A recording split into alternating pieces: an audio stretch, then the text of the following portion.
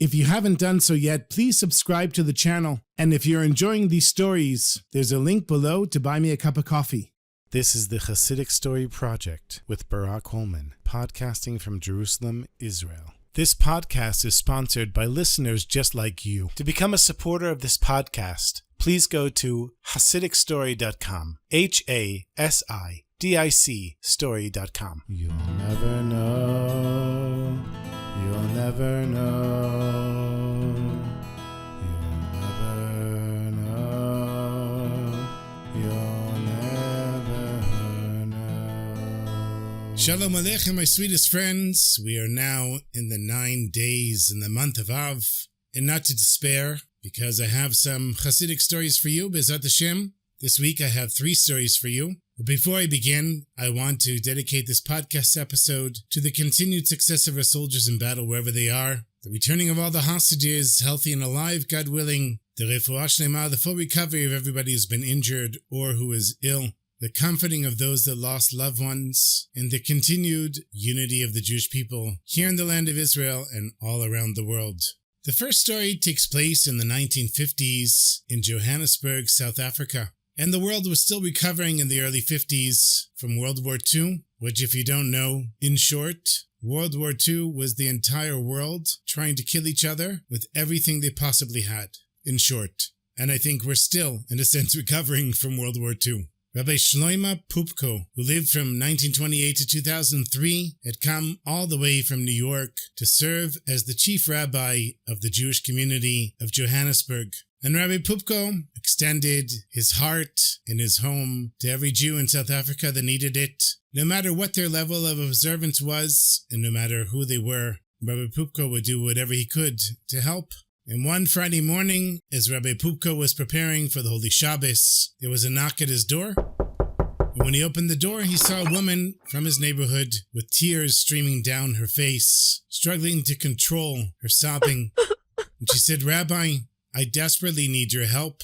You see, it's my nephew, David. He's just 4 years old, and his doctor says he's going to die on Monday." And the rabbi stood there, shocked, and the woman took a deep breath, and she said, "David was hit by a car 6 months ago, and he's been in a coma ever since. And today the doctor came in and told us that David's funeral will be on Monday." And Rabbi Pupko was completely shocked by this. He said, "How can a doctor speak in such a manner? I've never heard anyone, yet alone a doctor, speak like that. What a barbaric thing to say." And the woman said, "Rabbi, can you help us, please?" Now, Rabbi Pupko knew there was no time to spare. Even though it was Erev Shabbos, he grabbed his coat, ran outside, and asked his driver to take him immediately to the Florence Nightingale nursing home. Just as a side note to my listeners, Florence Nightingale was a famous British nurse who basically founded modern nursing, and so you'll find many hospitals and nursing homes named after her.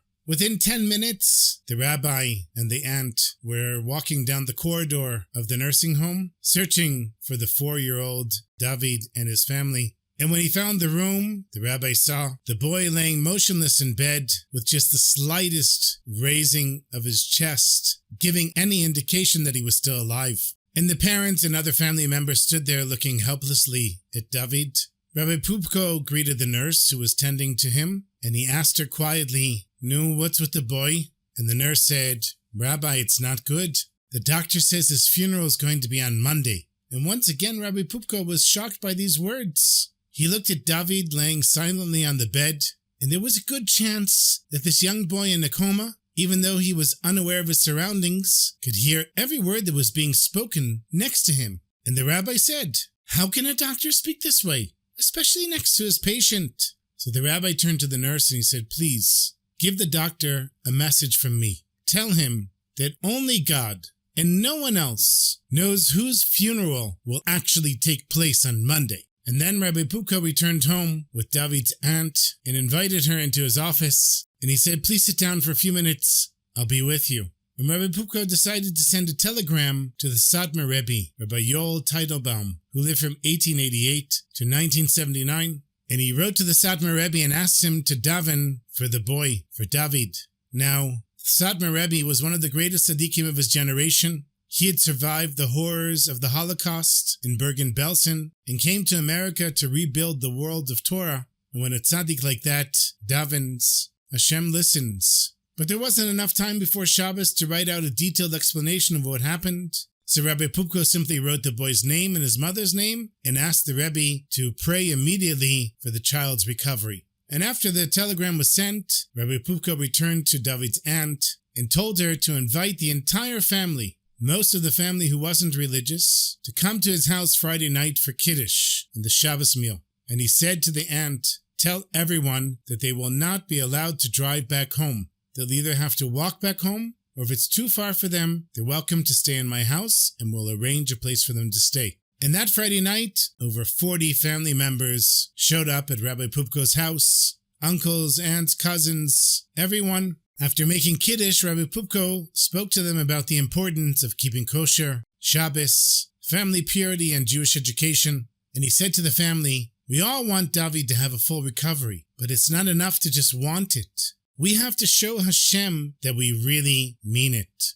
And in order to arouse divine mercy, you're going to have to accept upon yourselves keeping kosher, keeping Shabbos, family purity, and Jewish education for your children." The family members looked at one another, and they understood the significance of this moment. They reassured one another, "We can do it. It's not that hard. For David's sake, we can do it." And so they all took upon themselves to keep Shabbos from that point on, and to keep kosher, and everything else the rabbi had mentioned. And they did. After Shabbos, everybody went back home, and early Sunday morning, Rabbi Pupko received a phone call from the nursing home. It was the nurse on the phone, and she said, "Rabbi, I can't give you any details over the phone. I'm really sorry, but can you please come to the nursing home right away?" And Rabbi Pupko thought this might have been the end. He tried to fight the sense of panic and despair that he felt after he heard the nurse's words.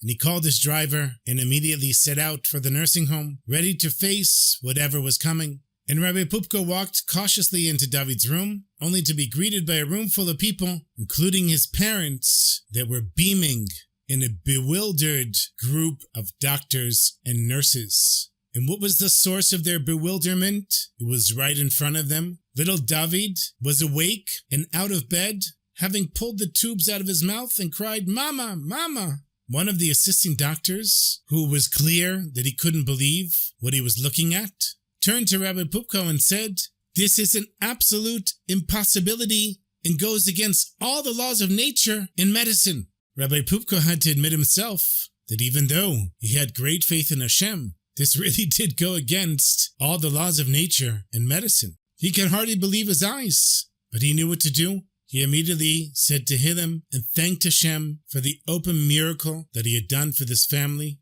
But there was one person absent at the scene of the miracle, and it was David's doctor, the one who had predicted that David would be buried on Monday. He happened to have the day off that day, and he was tinkering with his car in the front of his house, changing a tire, when a truck parked further up the hill suddenly came rolling down. The doctor didn't see it coming until it smashed into his car seconds later. He never had a chance, and David's doctor was buried on Monday morning, just as he had predicted. But the funeral wasn't David's funeral, after all. But the story doesn't end here, my sweetest friends. 1 year after David's miraculous recovery, Rabbi Pupko received an unexpected letter from the Satmar Rebbe, and he said, "You should know that the souls of the family made a strong impression in heaven. Since you encouraged them to do tshuva and accept the mitzvot, the heavenly judgment was changed, and their child was spared." Now Rabbi Pupko was astonished, because when he sent that telegram to the Satmar Rebbe, he had no time to tell the Rebbe anything about the family, no time to do any more than write David's name. But the Satmar Rebbe could see in heaven. This was Ruach HaKodesh, this was divine inspiration, the type of divine inspiration that rests only with the greatest tzaddikim. You see, my friends, the power of making a decision, coming closer to Hashem through Torah and mitzvot, and following through with it. Rabbi Pupko had spoken the truth when he said only Hashem knows whose funeral would take place on Monday. And the family's acceptance of mitzvot for little David created such a powerful merit in heaven that it changed the heavenly decree entirely. when you have the combination of Jews accepting upon themselves mitzvot and tzaddikim davening, miracles can happen. May we merit to recognize when Ribono Shel Olam calls us to change, and may we merit to answer with the same wholehearted commitment as David's family. Hi, good Shabbos, good Shabbos, good Shabbos.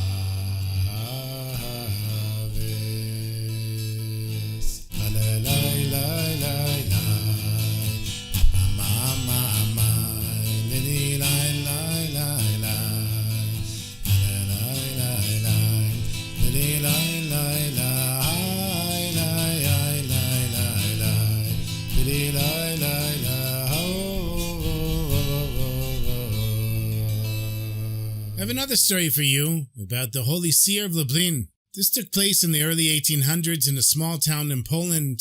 It was really the golden age of the Chassidim, when there were great tzaddikim traveling from town to town, bringing light and wisdom into every Jewish heart. When word spread that the great tzaddik, the famous seer of Lublin, a Chozeh of Lublin, Rabbi Yaakov Yitzchak Horowitz, who lived from 1745 to 1815, would be passing through their town, everyone was very excited to have the tzaddik's presence there. Now, the seer of Lublin was one of the greatest rebbes of all time, and certainly one of the greatest tzaddikim of his generation. And he's called the seer, or the Chozeh, because he had holy vision. He could see from one end of the world to the other, into the past and into the future. And when a holy man like that visits your community, it's like receiving a gift from heaven itself.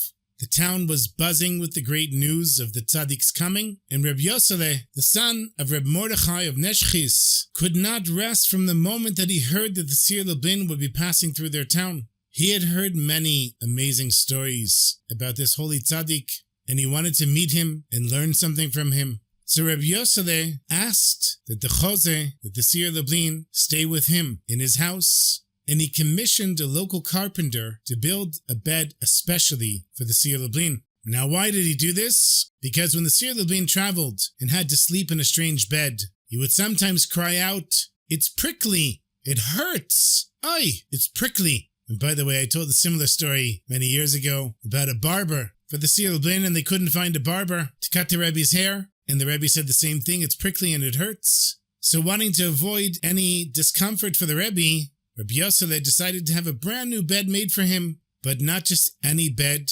He found a carpenter who was known to be a God-fearing man, and he told the carpenter, before he did any work, to go to the mikveh and to be very careful to guard himself from any impure thoughts when he was working. And as far as the carpenter was concerned, this is what he did anyhow. But he had one thing that he was concerned about. He didn't want to make the bed during the first week of the month of Av, the week that we're in now, the intense period of mourning for the Holy Temple. The 9 days before Tisha B'Av, of course, are the days that we remember the destruction of both of our holy temples in Jerusalem, a time when every Jew carries the weight of our people's great loss. But since Rabbi Yoseleh had requested of him, he did not want to refuse, and so he did the job, but in the sad frame of mind of the 9 days. And even though he didn't want to make the bed then, he did do a very good job and followed everything that Rabbi Yoseleh had asked of him. And when the bed was finished, it was placed in a special room, covered with fresh sheets and blankets. And next to it was a small table, a lamp, and a chair. And when Rabbi Yoseleh looked at the bed and the furniture, he was sure that the seer Lublin was going to be very comfortable in this room. He then closed and locked the door, and he was the only one that had the key, making sure nobody would touch the bed until the seer Lublin arrived. And a few days later, when the seer Lublin arrived in town, Rabbi Yoseleh went out to meet him, and his joy was complete when the tzaddik accepted his invitation to be his guest. Rabbi Yoseleh escorted the Rebbe to the newly furnished room, and he proudly showed the seer Lublin the bed, explaining that a God-fearing carpenter had made it especially for the tzaddik. And tired from his long journey, the seer Lublin laid down on the bed, and only a few minutes had passed before Rabbi Yoseleh heard the Chozeh saying, "Oi, it's prickly! It hurts, it's prickly!" Rabbi Yoseleh didn't understand it. How could the Rebbe be complaining? He ran to the tzaddik's room, and not knowing what else to do, he offered the seer Lublin to sleep in his own bed, hoping it would be more comfortable. And when he did, the seer Lublin was quiet and slept. However, Rabbi Yosele, who was sleeping in the bed that he had made for the seer Lublin, couldn't sleep all night. He didn't understand why. And in the morning, the seer Lublin woke up refreshed and happy. And he said to Rabbi Yosele, "Thank you so much. I had an excellent night's rest. Your hospitality has really revived me." And although Rabbi Yosele was happy to hear the tzaddik's words, he still didn't understand why the tzaddik complained when he laid down on the bed. And so he asked the seer Lublin. And the seer Lublin said, "It's not your fault, Rabbi Yosele. You didn't do anything wrong. This bed is perfect and kosher in every respect. The reason I couldn't sleep on it is because it had a smell of sadness since it was built during the 9 days before Tisha B'Av. And the carpenter, being a pious man, was mourning the destruction of the temple while he was building it, and that sadness entered into the bed. See, of course, the seer Lublin could perceive things that no ordinary person could sense, and the carpenter's mourning over the destruction of the temple was absorbed into the bed. And here's the deepest part, my sweetest friends. A tzaddik like the seer Lublin knows that they always have to be joyous, even in times of mourning. Now, had the carpenter been on the level of the Rebbe, even his grief for the destruction of the temple would have been filled with joy, because he would have known with perfect faith that Mashiach is coming and the Beit HaMikdash will be rebuilt speedily in our day. But the carpenter was a simple, pious Jew whose mourning was pure sadness without the joy. And so the seer Lublin couldn't sleep in a bed that was built with such heavy sadness. It wasn't that the carpenter did anything wrong. His grief was holy and pure. But a tzaddik lives on a level where even mourning is transformed into joy through absolute faith in Hashem's plan. May we merit to reach that level, my sweetest friends, where our deepest pain can become ultimately a doorway to serving Hashem with joy, knowing that every darkness is ultimately leading us to the light.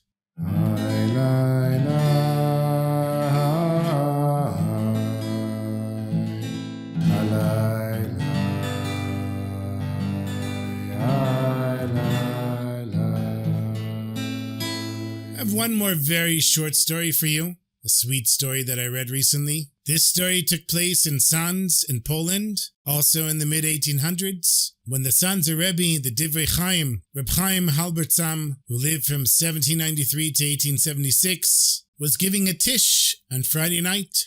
Now, I've talked about tishes before. There's different types of tzaddikim and chassidim. Amongst Chabad chassidim, and as far as I know Breslov, there were no tishes. But amongst the other Chassidic groups, it's a known thing that the Rebbe will have a meal where there'll be nigunim, melodies sung, words of Torah, and the Friday night meal will start off with bread and fish and some other food that the Rebbe would take a bite, and the rest will be distributed to everyone else, and that's called shirayim, which literally means leftovers. But they make enormous quantities of these leftovers. And the Sons of Rebbe was known to always take care of the poor and the travelers in his community, especially on Friday night, when the poorest people were asked to sit close to the Rebbe at the table, and his chassidim would sit behind him and in the outer rows. But the inner circle were the poorest people and the travelers. And one Friday night, when the Gabayim, the synagogue attendants, brought out the chicken for the meal, the Rebbe turned to his son, Rabbi Cheskel, who would later become the Shinover Rav,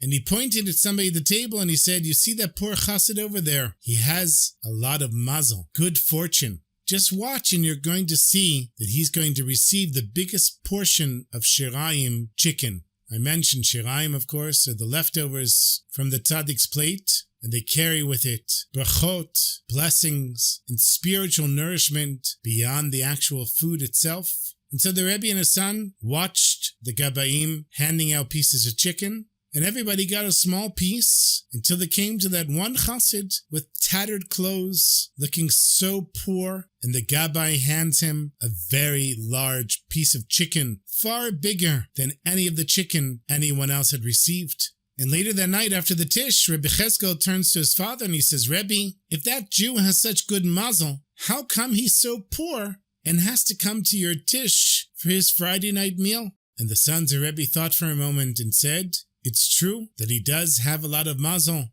Whatever he wants, Hashem will give him. The problem is the only thing he wants in life, the only thing he aspires to, is a large piece of chicken. See, my sweetest friends, what do we ask for from Hashem? Do we ask for a bigger piece of chicken, or do we ask to live up or even beyond our fullest potential? Because if all we want is more money and more comfort, then maybe Hashem will give us that, but nothing more. But if we want to become the people that Hashem had in mind when he created the world, if we want to transform ourselves in the world around us, then we have to ask Hashem for that.